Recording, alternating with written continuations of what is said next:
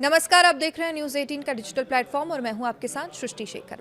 अगर आपके EPF account में सालों से पैसा पड़ा है और नौकरी छोड़ने या रिटायरमेंट के बाद आपने उस अकाउंट को चेक तक नहीं किया है, तो ये खबर आपके लिए बेहद ज़रूरी है, क्योंकि आपके ईपीएफ अकाउंट में जमा पैसे सिर्फ आपकी सेविंग नहीं बल्कि उस पर मिलने वाले ब्याज भी आपके रिटायरमेंट फंड का एक अहम हिस्सा है।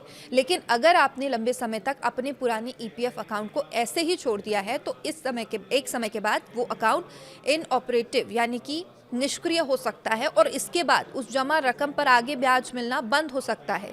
इसलिए अगर आपके पास भी कोई पुराना ईपीएफ अकाउंट है जिसमें पैसा जमा है, तो इस खबर को अंत तक ज़रूर समझिए। सबसे पहले जानते हैं कि ईपीएफ अकाउंट आखिर कब इनऑपरेटिव हो जाता है।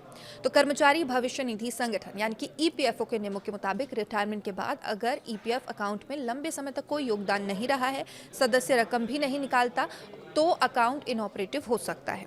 खासतौर पर अगर कर्मचारी की उम्र 55 साल या उससे ज़्यादा है, रिटायरमेंट के बाद लगातार 36 महीने यानी कि 3 साल तक ईपीएफ की रकम नहीं निकाली जाती, तो अकाउंट इनऑपरेटिव माना जा सकता है। यानी अगर आपने 55 साल या उससे ज़्यादा की उम्र में नौकरी छोड़ी है, रिटायरमेंट लिया है, तो अपने ईपीएफ अकाउंट को भूलकर बैठना आपके लिए नुकसानदायक हो सकता है। ईपीएफओ समय समय पर अपने सदस्यों को पुराने और निष्क्रिय ईपीएफ अकाउंट से जुड़े रकम को समय पर निकालने या ट्रांसफर करने की सलाह देता रहा है। अब यहाँ एक और सवाल काफ़ी महत्वपूर्ण है कि अगर कोई व्यक्ति 55 साल की उम्र से पहले ही रिटायर हो जाता है, तो उसके ईपीएफ अकाउंट का आखिर क्या होगा। तो मान लीजिए कोई कर्मचारी 50 साल की उम्र में रिटायर हो गया। ऐसी स्थिति में ईपीएफ की रकम तुरंत इनऑपरेटिव नहीं हो जाती। मौजूदा नियमों के मुताबिक ऐसे मामलों में ईपीएफ खाते पर ब्याज 58 साल की उम्र तक मिल सकता है। यानी अगर कोई व्यक्ति 50 साल की उम्र में रिटायर हुआ है, तो उसने अपना ईपीएफ पैसा अकाउंट में ही छोड़ दिया है, तो उसे 58 साल की उम्र तक ब्याज मिल सकता है।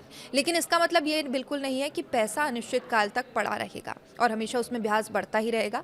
58 साल की उम्र के बाद भी अगर रकम लंबे समय तक नहीं निकाली गई, तो लागू नियमों के तहत अकाउंट इनऑपरेटिव हो जाता है। और अब 55 साल या उससे ज़्यादा की उम्र में रिटायर होने वाले कर्मचारियों का मामला समझिए। अगर कोई कर्मचारी 55 साल या उससे ज़्यादा उम्र में रिटायर होता है, तो रिटायरमेंट के बाद 3 साल यानी कि 36 महीने तक ईपीएफ की रकम नहीं निकालने पर अकाउंट इनऑपरेटिव हो सकता है। उदाहरण के लिए मान लीजिए किसी व्यक्ति 58 साल की उम्र में रिटायरमेंट लेता है कोई व्यक्ति, तो रिटायरमेंट के बाद अगर उसने अपने ईपीएफ अकाउंट से रकम नहीं निकाली, तो 36 महीने यानी कि 3 साल की अवधि होती है, जिसके बाद जो अकाउंट है वो पूरी तरीके से इनऑपरेटिव हो सकता है। तो अब सबसे बड़ा सवाल, आखिर इससे नुकसान क्या होगा। दरअसल ईपीएफ में जमा रकम पर ब्याज मिलता है। वित्त वर्ष 2025-26 के लिए ईपीएफ पर ब्याज दर 8.25% है। लेकिन यहाँ एक बड़ी गलतफहमी को समझना ज़रूरी है। अगर आपके ईपीएफ अकाउंट में 8.25% ब्याज मिल रहा है, तो इसका मतलब ये नहीं है कि अकाउंट इनऑपरेटिव होने के बाद भी आपकी पूरी रकम हमेशा इसी दर से ब्याज कमाती रहेगी।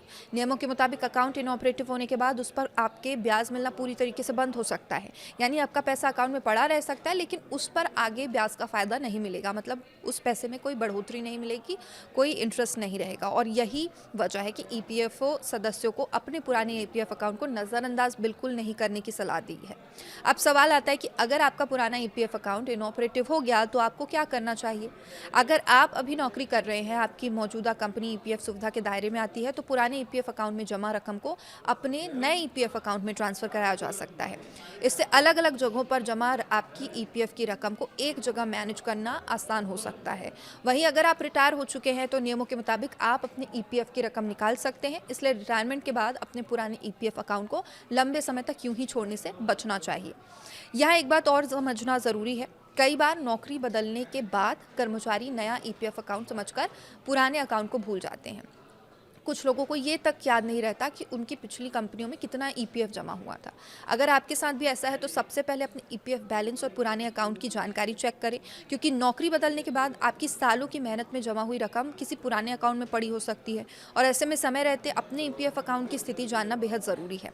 तो इस पूरी खबर का सीधा मतलब क्या है, ये समझिए। अगर आपकी नौकरी बदल रहे हैं आप कहीं, तो पुराने ईपीएफ अकाउंट को नज़रअंदाज ना करें। अगर आप नई कंपनी में ईपीएफ के दायरे में आते हैं, तो पुराने ईपीएफ अकाउंट की रकम को नए नए अकाउंट में ट्रांसफर कराने का विचार करें।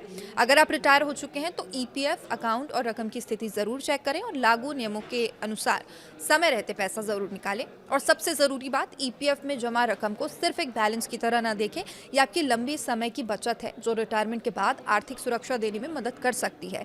इसलिए अगर आपके परिवार में कोई ऐसा व्यक्ति है जो नौकरी छोड़ चुका है या रिटायरमेंट हो चुका है और उसका ईपीएफ पैसा अभी भी पुराने अकाउंट में पड़ा है, तो उसे भी ये जानकारी जरूर बताएं, क्योंकि छोटी सी लापरवाही की वजह से आपकी जमा रकम जो है वो सुरक्षित तो रहेगी, लेकिन उसमें मिलने वाले भविष्य के ब्याज का फायदा प्रभावित हो सकता है। इसलिए आज ही अपना ईपीएफ अकाउंट चेक कीजिए, पुराने अकाउंट की जानकारी देखिए और ज़रूरत के मुताबिक रकम ट्रांसफ़र या निकालने का फैसला कीजिए। आपकी सालों की मेहनत की कमाई है, इसे यूं ही नज़रअंदाज मत करिए।